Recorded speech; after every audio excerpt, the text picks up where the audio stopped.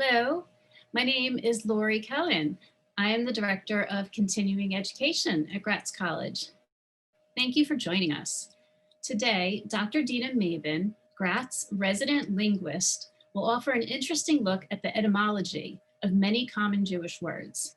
You may be surprised the way the languages have evolved. Before we get to the program, I'd like to direct your attention to a few upcoming programs at Gratz. The Rabbi Admiral Aaron Landis Lecture with Rear Admiral Yosef Ashkenazi will take place on Sunday, January 31st at 11 a.m. Admiral Ashkenazi will discuss how the IDF and the Israeli Navy build their strength in the Mediterranean Sea through technology and innovation. Our next Gratz at Home webinar, which will take place February 16th at 7:30 p.m., is Rebels with an Aryan Cause by Dr. Lori Barron. This will be an in-depth look at the depiction of neo-Nazis and skinheads through cinema from the 1930s through 2017. This is one you're not going to want to miss. I also invite you to join us at our biennial Arnold and Esther Tusman Memorial Holocaust Teach-In on March 7th. This will be an online event. We are delighted to announce that Art Spiegelman, acclaimed illustrator of the graphic novel Mouse, will be our keynote speaker. We are seeking sponsorships and partnerships, so stay close to your email for registration and other information about this program. But for now, please save the date of Sunday, March 7th at 1 p.m. Eastern. An email with additional information for all of these programs will be sent to you following tonight's presentation. And now for some instructions for the program. If you have a question for our speaker, please type it inside the chat function. I will moderate your questions at the end of the program. Please be sure to keep your audio and video off during the presentation. We're recording this session and we will email you a link to it after it has been processed and edited. This usually takes at least a couple of days. You will also receive an online survey soon after the presentation ends.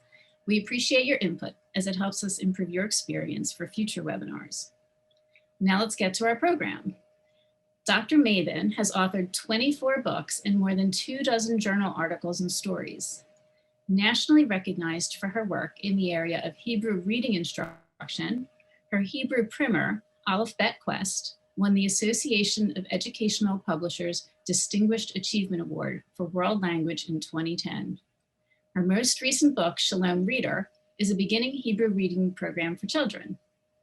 Dr. Maiben has focused much of her career on the ways that languages adopt, adapt, and change according to the needs of the moment.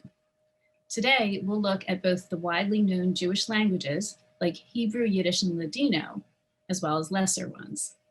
So welcome, Dr. Maiben. Thank you, Lori, and welcome everybody. I'm really excited that everyone is here. And without further ado, I'm going to start the presentation.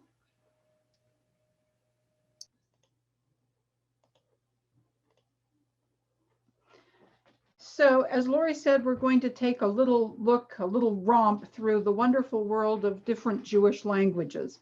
And there are quite a few of them, I can tell you.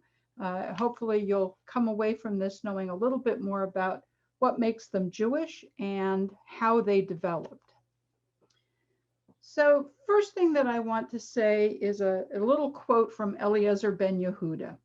Ben Yehuda is widely recognized as the father of modern Hebrew. He is in large measure responsible for the fact that the language was revived at all. And Ben Yehuda is noted for having said that there are two things without which Jews cannot become a nation. Shnei hadvarim shebilvadehem lo ihiyu Yehudim la'am. Two things that are required. The first is haaretz, the land, vehalashon, and the language.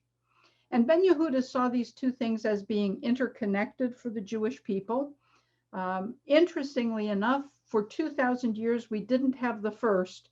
So I like to think of the development of the many languages we're going to be looking at today as kind of the way we made up for the fact that we were without a land. Instead, we had lots of different languages. So the first language is Hebrew. It is the initial Jewish language. It was the language that our ancestors spoke first. It is how they became known as Jews. The Bible does not refer to the language as Hebrew. It refers to the people as Hebrews, and the language develops from the people. But the only time that the language itself is referenced, it's called Yehudit, Jewish. Hence the title of this lecture, Do You Speak Jewish? Has been the question that we have always asked, and we ask it now in multiple different languages. So Hebrew. There are a number of periods of development of Hebrew, biblical Hebrew, post-biblical Hebrew, medieval Hebrew, and now modern Hebrew. And there are people that will tell you that Hebrew was a dead language, that it died sometime around the 1st or 2nd century of the Common Era. But I don't believe that at all, because the definition of a dead language is a language that doesn't create new words. And yet, in every single period of its existence, Hebrew was generating new terminology. It had to, because the world changed and Jews were scattered all over the place, and the only language they definitely shared in common was Hebrew. So for much of the Middle Ages in particular, scholars wrote in Hebrew because that was the language that they knew every Jewish community would have access to. So biblical Hebrew, there are really 3 periods of it. The Archaic period, which took place in the 10th through 8th centuries BCE. From that period, we have poetry, a little bit of poetry in the Bible, and a scattering of words that are very ancient, very archaic, and dropped out of sight after they were used in that time. The 8th century BCE is kind of the heyday of the Jewish people's monarchy. It's the period of King David and King Solomon.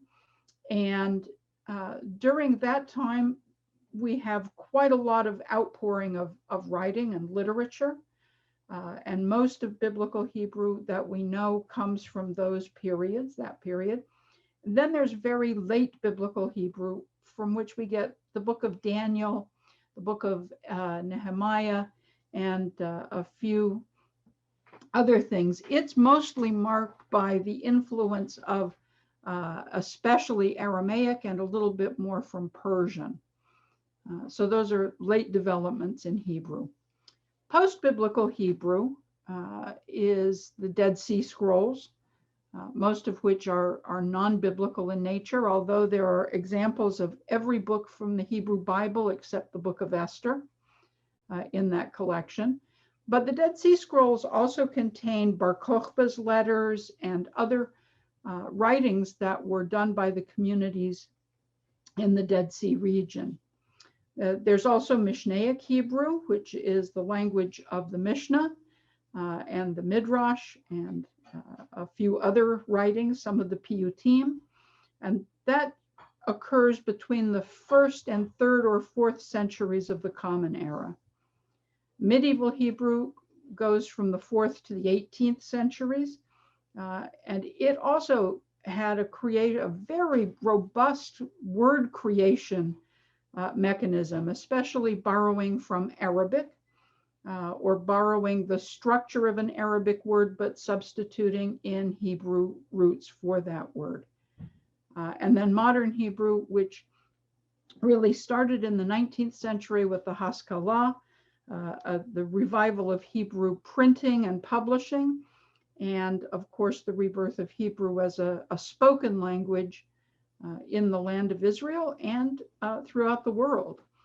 And Hebrew, current Hebrew, modern Hebrew, basically Ben Yehuda made a decision to base modern Hebrew on the biblical grammar, but with a few European influences. So for example, biblical Hebrew has 2 tenses, perfect and imperfect. Perfect tense means that something was completed or done once. Imperfect tense is used for actions that are ongoing or repeated. That didn't work for Ben Yehuda. He was too much of a European linguist. He felt that there should be a past tense and a present tense and a future tense. So he took the perfect tense from biblical Hebrew and made that past tense. He took imperfect tense, made that future tense, and he used the participle form, which means the actor form of the verb, and used that for present tense. And then, of course, there was an exploding creation of vocabulary that was really quite remarkable. So going back in history to its beginnings, Hebrew, of course, didn't exist in a vacuum. It developed from languages that had come before it. The first of those is Proto-Semitic, which is the parent language of all the Semitic languages. Now, we don't have anything written in Proto-Semitic. We have no idea what the language was like, except we can sift through all of its descendants and find commonalities, which is how historical linguists determine what family a language belongs to, and also, looks back at the history of those languages. Proto-Semitic we have no record of, but we know that there was some ancestor in common to all of the other languages. It gave rise to West Semitic and East Semitic. East Semitic gives us the languages of Mesopotamia, Eblite, Akkadian, Assyrian, and Babylonian. And West Semitic gave us pretty much everything else. West Semitic, again, divides into various branches. Central Semitic, which gives us the Old Arabic languages as well as modern Arabic. The Northwest Semitic, which gives us the Canaanite languages, including Hebrew. And the northern and southern branches of Ethiopic, the Ethiopian languages, give us the languages of Ethiopia, Ge'ez, Tiringa, Amharic, and so on. And then, of course, there are the modern Southern Arabic languages, including Yemenite. They're all related, but they are all also distinctly different. The earliest inscriptions that we have, the earliest writing that we have in Semitic languages is the Proto-Sinaitic script, which was found in the Sinai Desert at a place called Serebit al-Khadim, which is near the turquoise and copper mines in the Sinai Peninsula. There have been other examples found in the Nile Delta and also in southern Israel. And on the chart that you can see on the left, that would be represented by the early column. As you can see, those graphs look very much like pictures that were borrowed from Egyptian hieroglyphics. And in fact, that is exactly where they came from. The Semites in that desert region understood that there was some way that the Egyptians were representing language in visual form. They just didn't quite understand how it worked specifically. So they created their own system, an alphabetic system. It's the only alphabet that was ever created, interestingly enough. All other alphabets are derived from this one. But they took these pictures of common things, like the symbol of a house, which is the second column down. In the Semitic language, that would be Bait. Hebrew, it's Bait or Bet or Bet. And that became the letter Bet. Further along, the letter Yud is Yad, which means hand. It's the picture of a hand. Mem is Mayim, water, and so on and so forth. There are lots of specific things we can point to because we understand exactly where they come from. There are others that are more obscure. The middle script is what we know of as Paleo-Hebrew. It's the Hebrew from the First Temple period. It is almost identical to Phoenician, but people who are really expert at looking at the handwriting can actually tell you when a script is Phoenician and when it's Hebrew, assuming they have a large enough sample to do that with. And then the late script is Aramaic. It is actually not indigenous to Hebrew. It was the language, the script that was used in Babylon to write Aramaic, and we adopted it to Hebrew after the Babylonian exile. So our first language, these are some very early inscriptions. The first is the Gezer calendar, that's on the left, which comes from the 10th century BCE from the city of Gezer. There is some debate as to whether it's Hebrew, whether it's Phoenician. Gezer was a Hebrew settlement. I'm going to go with this being Hebrew script. A little later on, a couple of centuries later, in the 8th century, we have the Siloam Tunnel inscription. This is the carving on the wall that the people did as they dug Hezekiah's tunnel. When they had completed the tunnel and reached each other, they carved this into the wall, describing their process. It's very similar to the script in the Gezer calendar, but it's a little bit further developed. We come to later Hebrew. This, of course, is post-biblical Hebrew. We have the Isaiah scroll from the Shrine of the Book, the Dead Sea Scrolls, and we have a child's primer from the Cairo Geniza that was done sometime in the 11th or 12th century. You can see the teacher drew outlines of all the letters, and the students learned their Hebrew letters by coloring them in red. So the way that Jewish languages developed after Hebrew has to do with the fact that we lived in the diaspora for so long. Moving out from the land of Israel, we ended up settling in countries all over the Mediterranean where people spoke other languages. The Jewish community tended to be kind of tight-knit and bound together, and as a result, they would pick up the language around them, but it would get infused with a lot of Hebrew and Aramaic expressions designed to express Jewish values, Jewish culture. There's not really a great way of saying Shabbat except saying Shabbat. The other languages just didn't have words that quite covered what Shabbat means. So as an example, but it's not just religious terminology, as you'll see as we go along. So all of these different languages that developed, and we look back and you can see all around the Mediterranean, and then after the Mediterranean, further into Europe and Asia and Africa, all of these Jewish languages have certain characteristics in common. First, they all have a non-Jewish base language. It could be Persian, it could be Arabic, it could be Greek. All of them have this non-Jewish language that forms the basis from which everything else is built.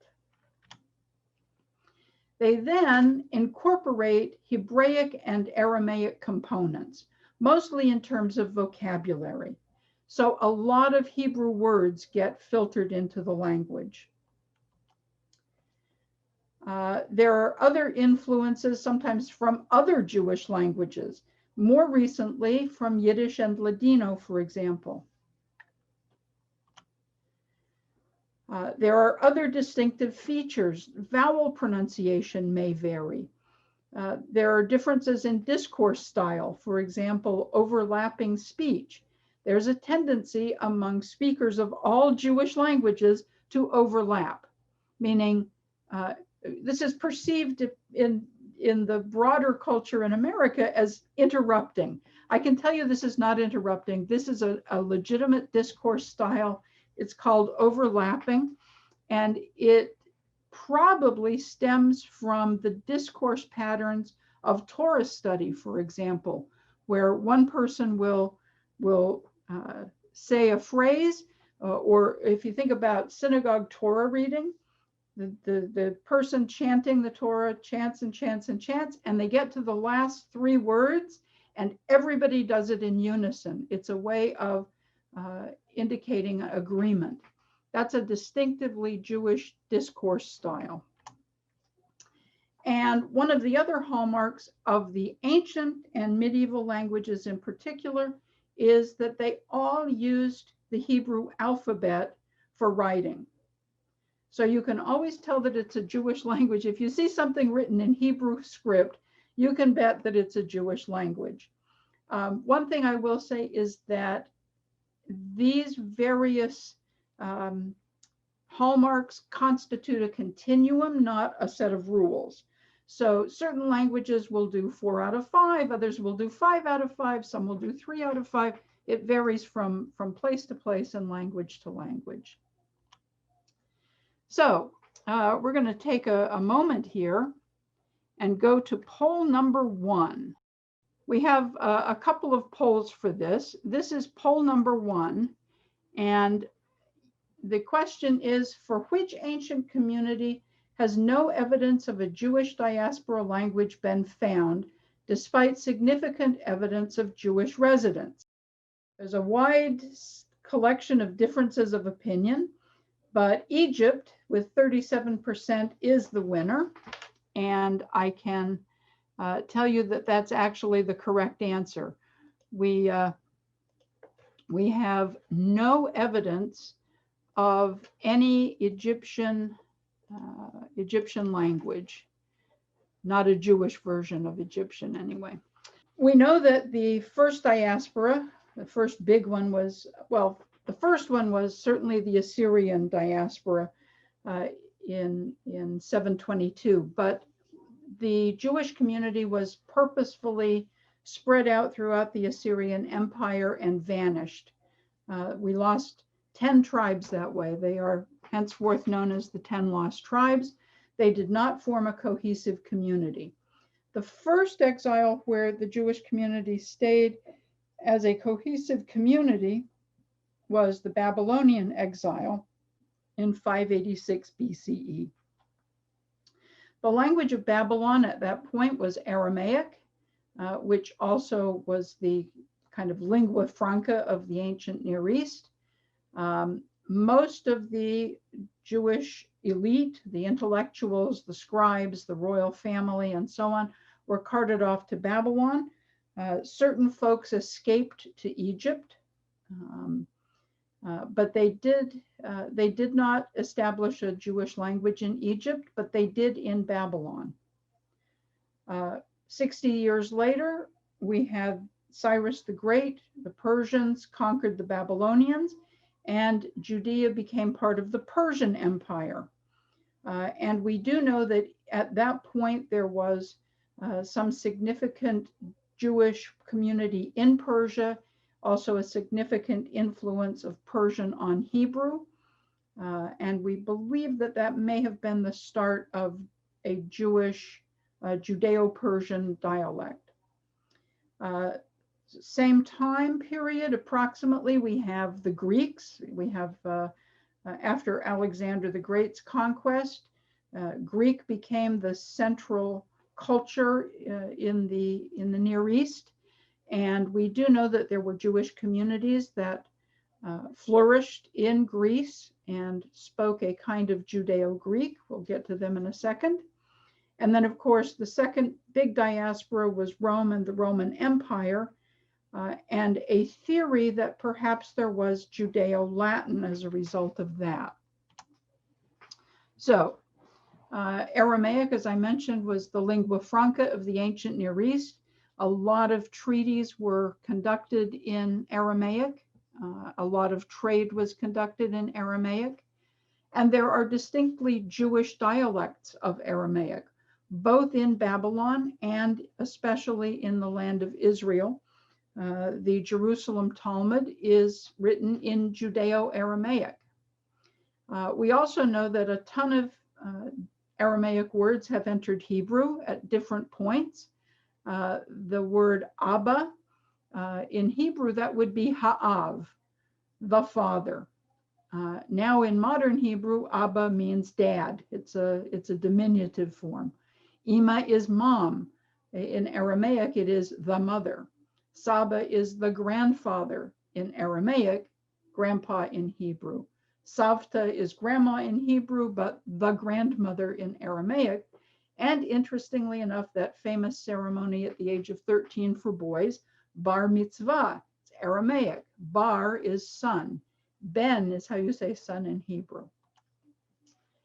At the same time, we have Old Persian, the languages of the Persian Empire. The first records of Judeo-Persian show up in, well, not quite 750 BCE. We have some from the 3rd century of the Common Era, but we know that that community has been present in Persia, in what is now Iran, since 750 BCE, which is a long run. And we have a lot of words that have come into Hebrew from Persian. Ganazim, which means treasure, from ganaj in Persian. Ganaz, which is an archivist. From those two, we get Geniza, as in the Cairo Geniza. These mean treasure, but they also mean an archive or a hidden item. From Persian, we get dat, religion, which in Old Persian is da'ad, law. And my favorite of the bunch is pardes, orchard, from the Old Persian pardis, or ferdo, which means garden, and is the origin of the English word paradise. As I mentioned, we also have Judeo-Greek, which is called Yavanit glossa. It is a Jewish language, a Jewish diaspora language that has been around for millennia, starting with the Romaniot Jews who settled in Greece. According to their tradition, they settled in Greece very early, before the fall of Jerusalem in 70, that they were shipwrecked. They were headed for Rome, but they ended up shipwrecked in Greece and simply founded a community there. They certainly settled there in the during the Byzantine Empire, became quite a large Jewish community. And with the arrival of the Spanish and Italian Jews in the late 15th century, we had linguistic exchanges going in both directions. So Yavanit picked up words from Spanish and Italian, and Ladino picked up words from Greek from the Romaniot community. There was a lot of interchange. In 1830, with Greek independence, a lot of school children first learned how to read Greek in Greek. They had read it in Hebrew characters prior to that. And as a result of that educational process, Judeo-Greek began to be written in Greek letters rather than in Hebrew. Of course, the Holocaust was a terrible event for every European Jewish community. It decimated the Romaniot population, leaving very few speakers of Judeo-Greek today. There are still a handful of elderly folks that speak it in Greece, especially in the town of Yanina, and also in Israel. And there is actually a synagogue in New York, Kahila Kadosha Yanina, which is a Romaniot synagogue, and there are people there who speak Judeo-Greek. Judeo-Latin is, it's something that exists. We do have a tiny collection of texts of it from the Middle Ages, but no evidence that it existed during the time of the Roman Empire.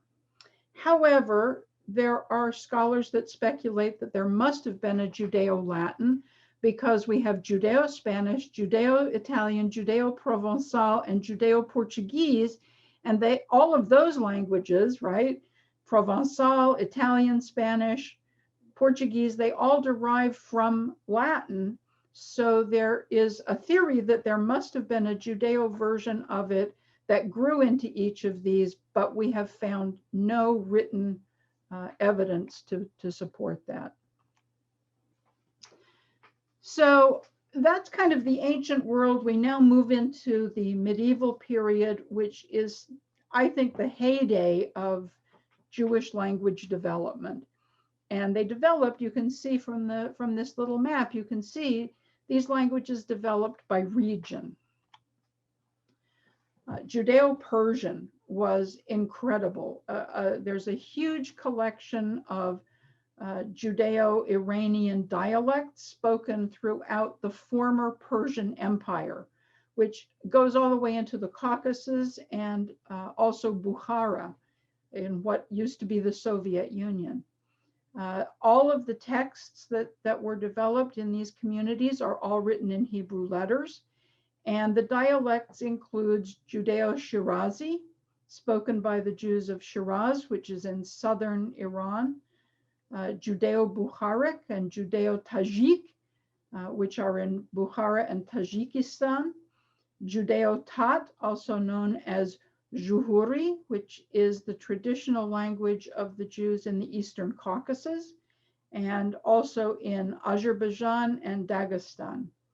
And Judeo-Hamendani, which is fascinating. This is the language of the Jewish community of Afghanistan and Central Asia, and is also the language that was spoken by the Jewish community in Kaifeng, China.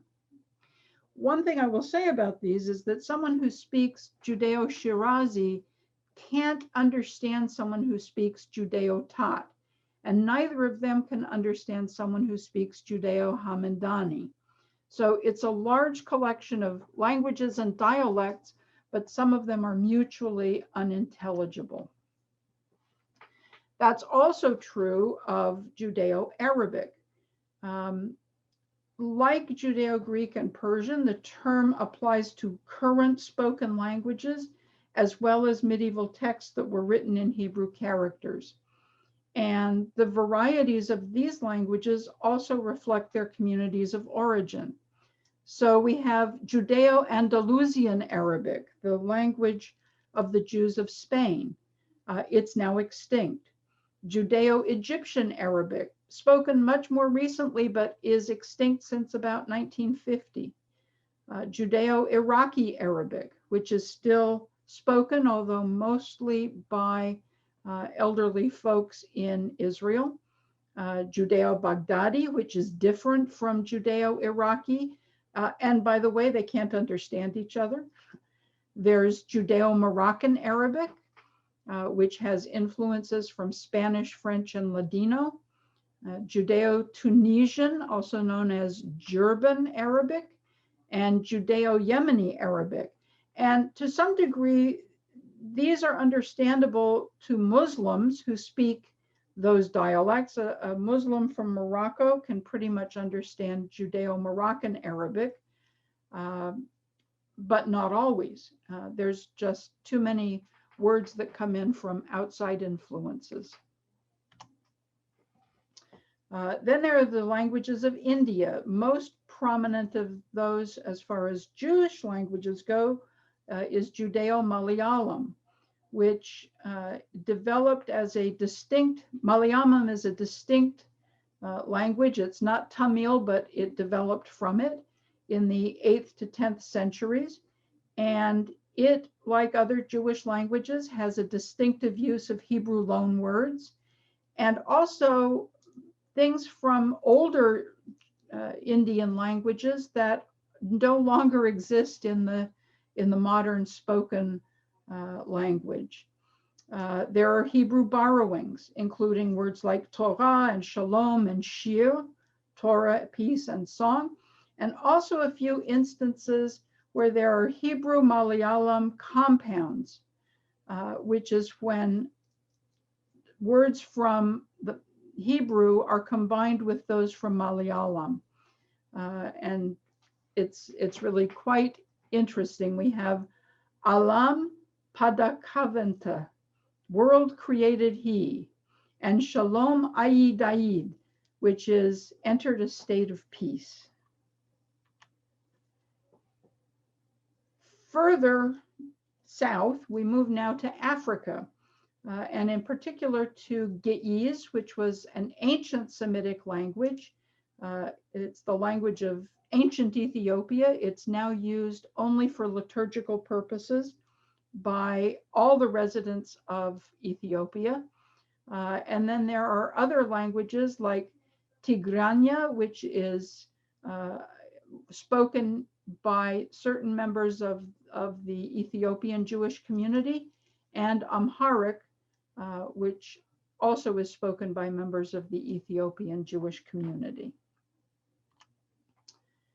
Now we move back to Europe, where we have Judeo-Spanish. The origin of Judeo-Spanish is kind of controversial. We don't know exactly when it started, but it seems to have been a fairly recent development before the expulsion in 1492, the expulsion from Spain.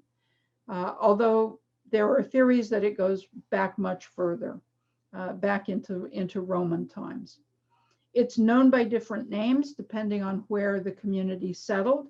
It is sometimes called Ladino. It is sometimes called Judesmo. It is sometimes called Sfaradit.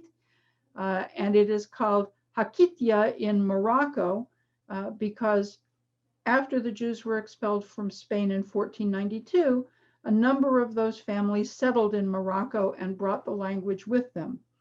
This was kind of an interesting time period. This is a sort of first in Jewish history. Typically, when a community would be expelled, they would move to a new community and adopt the customs, language, culinary styles, and so on of the new community, their newly adopted home. That did not happen with the Sfaradim. They took their language, their culture, their customs with them and transplanted them to the different countries where they settled. Judesmo, which means Jewish. So if someone says, Avlas Judesmo, it means, do you speak Jewish? The same as אתה מדבר עברית, do you speak Hebrew? Do you speak Jewish? And of course, we'll see that with Yiddish also. So after the expulsion, depending on where the Sfaradim settled, they incorporated words from Italian, Arabic, Turkish, Greek, and the Balkan languages. The language was originally written in Rashi script, like you can see in the center of the little tile in the illustration. That's Lamed Aleph Dalet Yud Nun Vav, Ladino, and you can see in modern Hebrew script at the bottom. One thing did change at the beginning of the 20th century, and that was because Turkey adopted the Roman alphabet for its written work. The Ladino speakers in Turkey also began to adopt the Roman alphabet for Ladino. And in Israel, it's written today, those few speakers that still speak and write it, it's written in regular Hebrew script rather than Rashi script. Ladino has some really interesting features. First of all, it borrows tons and tons and tons of words from Hebrew. Words like Gaon, which means the head rabbi, the chief rabbi, so religious terms, but also everyday terms like beitzim, which means eggs. My Ladino dictionary is chock full of Hebrew words. More interesting are the mixtures of Hebrew and Spanish. So we get phrases like El Santo Bendito El. The first El means the. The second El is borrowed from Hebrew. It means God. El Santo Bendito El is sort of the Ladino equivalent of Hakadosh Baruch Hu. And then my own personal favorite is Mazal Bueno. That is actually how you wish someone congratulations in Ladino. And if you want to really emphasize it, you say mazal bueno y mazal alto, high good fortune. A wonderful expression in Ladino is desmazalado. Desmazalado has mazal in the middle. Des means not, and ado at the end is a suffix that means it refers to a person. So a desmazalado is a luckless person. And being that Ladino, the Sephardim have a kind of bright, optimistic outlook on life, there is also mazalado, the exact opposite, which means a person with extremely good fortune. We also have Judeo-German. Like Ladino, the origin of Judeo-German is a matter of some controversy. We don't know exactly when it began. We do know it began in the Middle Ages as Mittelhochdeutsch, Middle High German, parenthetically the same origin as English.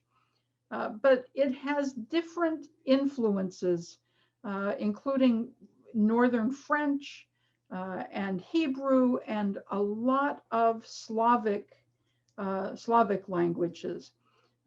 In fact, there are at least two, if not more, classifications for Ladino. There's Eastern Ladino and Western Ladino. Not Ladino, pardon me, Yiddish. Eastern Yiddish is Galicianer Yiddish, and Western Yiddish is Litvak. Yiddish is the only language that I know of that actually has two words for potato.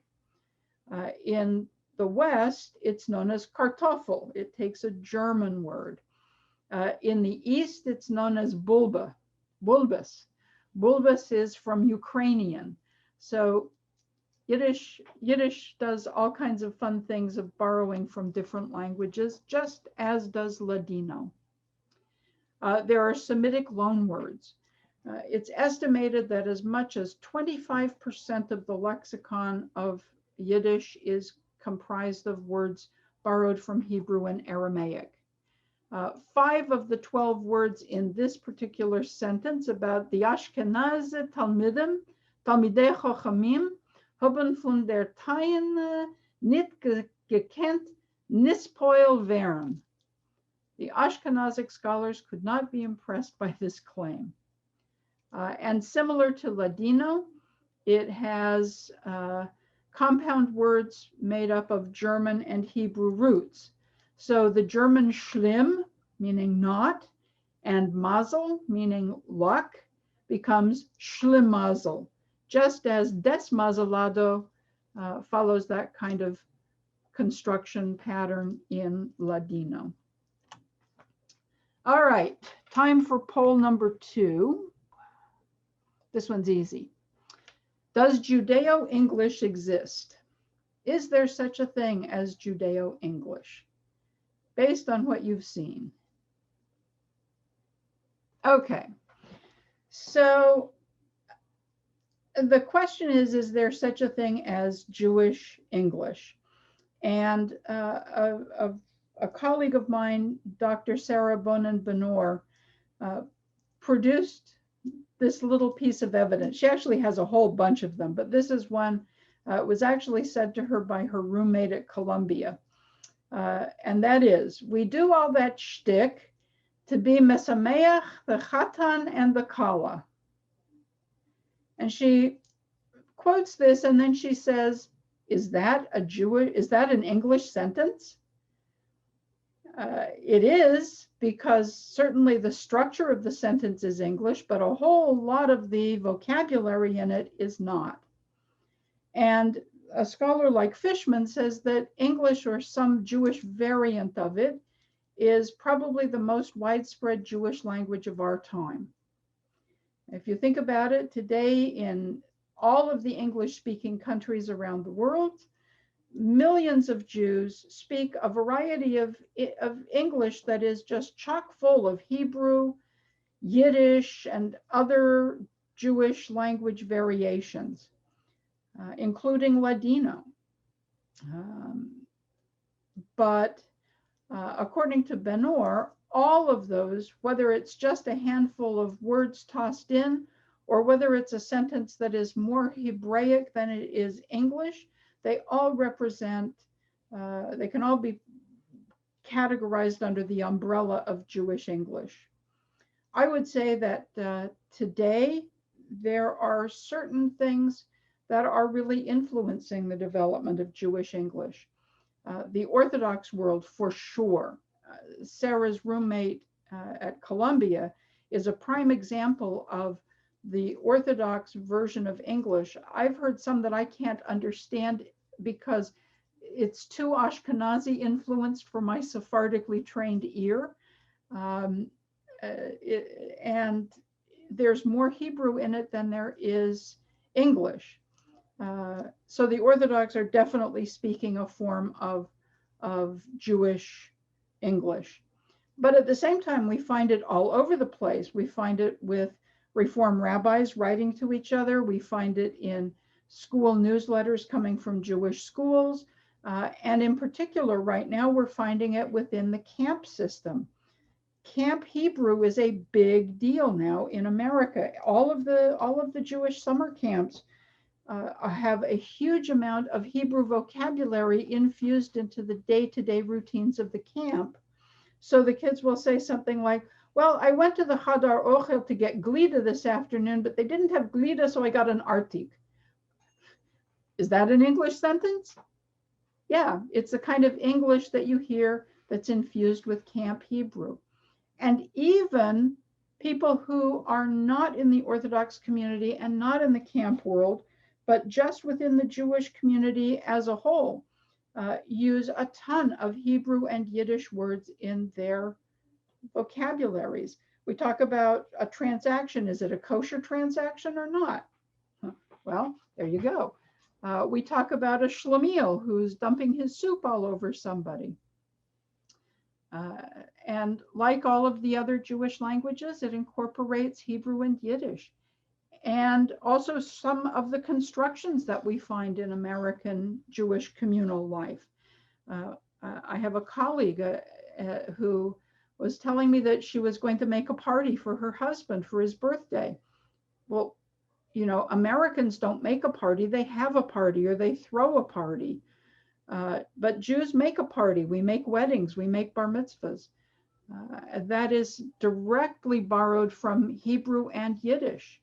And of course, overlapping, not interrupting, but overlapping is a very common feature in American Jewish English. So with that, I'm going to ask if there are any questions.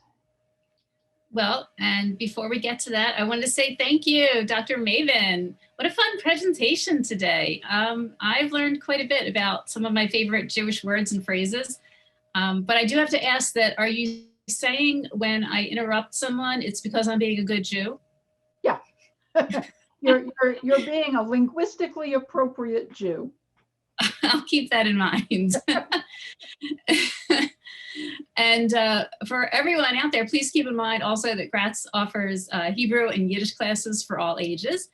We have language classes for college credit, for adult continuing education, and even for teens. And Dr. Maiben coordinates a lot of those programs.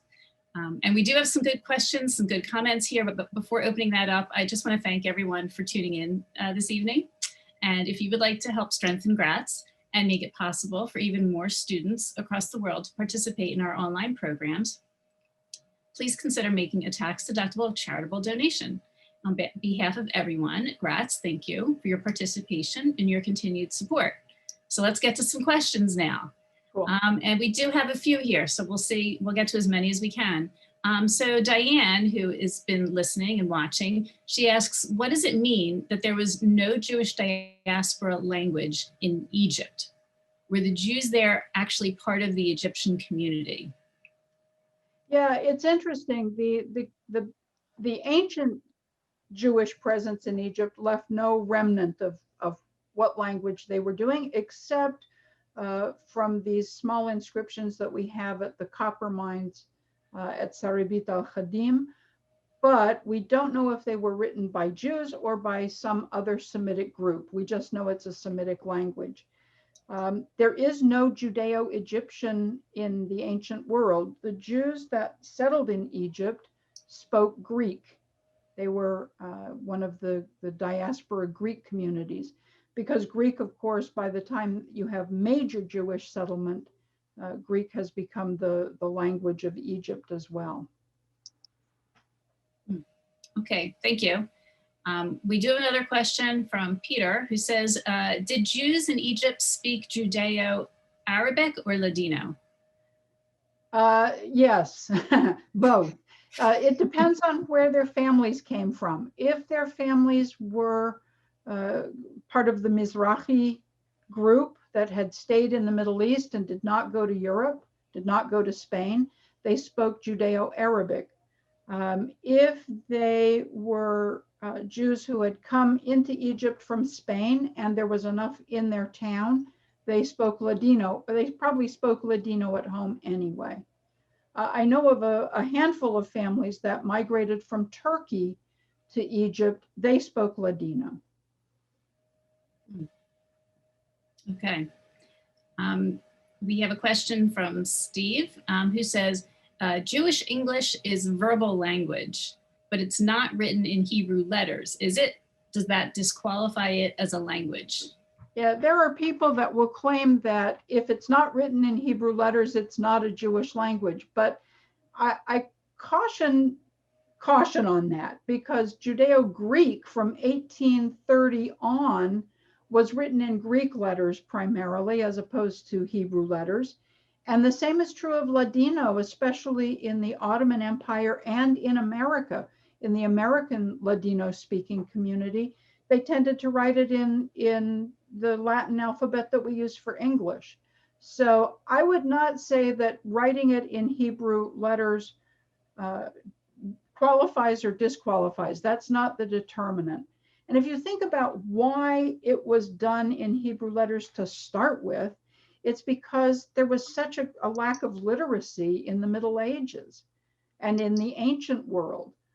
Ancient people didn't learn how to read and write, except the elites. But the Jewish community was constantly promoting universal literacy. Even back in the ancient times, we know from archaeological excavations that there was a lot of domestic literacy in ancient Israel. We are talking the 8th century BCE, the 9th century BCE. There were people that knew how to read and write across the country, including people working in a pottery shack, making jugs, making clay amphora, and labeling them by writing what was going to go into the jug in Hebrew before they fired the pot. So there was a lot of literacy in ancient Israel, much more so than the rest of the world. Every Jew was learning the Hebrew alphabet, and so they simply took the alphabet that they knew and applied it to the language they were speaking.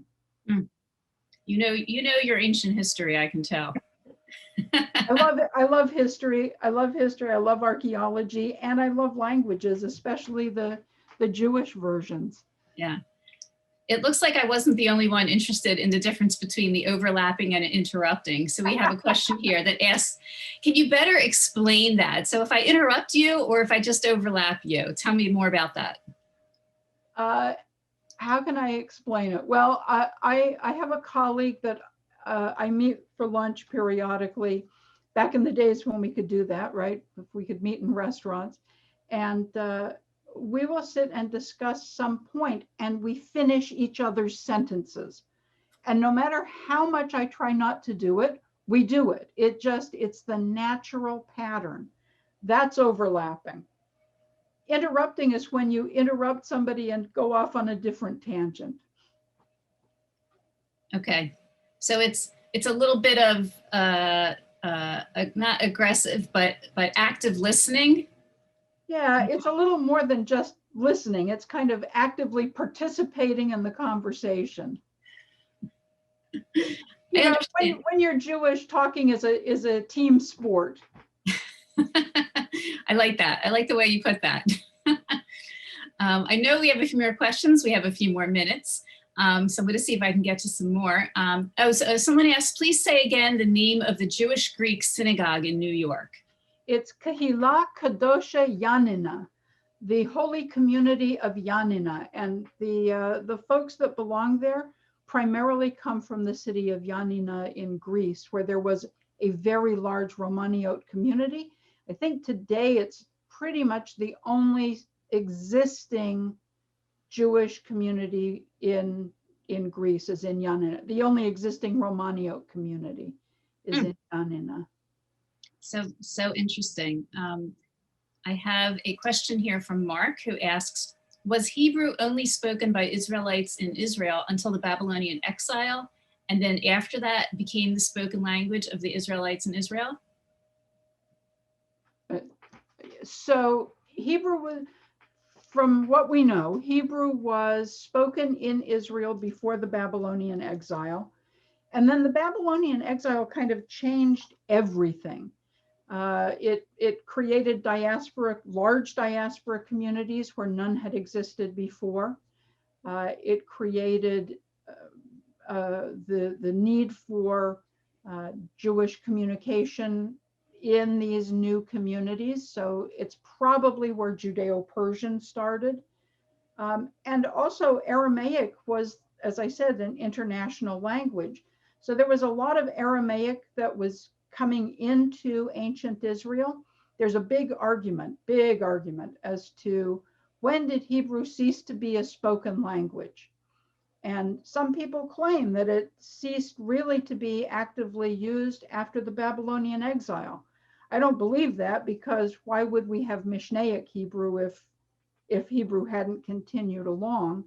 And there are stories in the Mishnah that basically tell us that people knew Hebrew but didn't always know Hebrew, or they knew Hebrew but they didn't know it so well. I'm sorry. That's I'm okay. interrupting you. No, we're overlapping.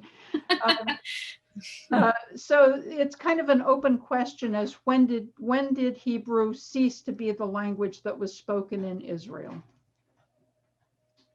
There's a little bit of conversation also in the chat about who could read Hebrew. Was it only for the men? Could the girls and the women, were they able to read? At what point and were they speaking it also?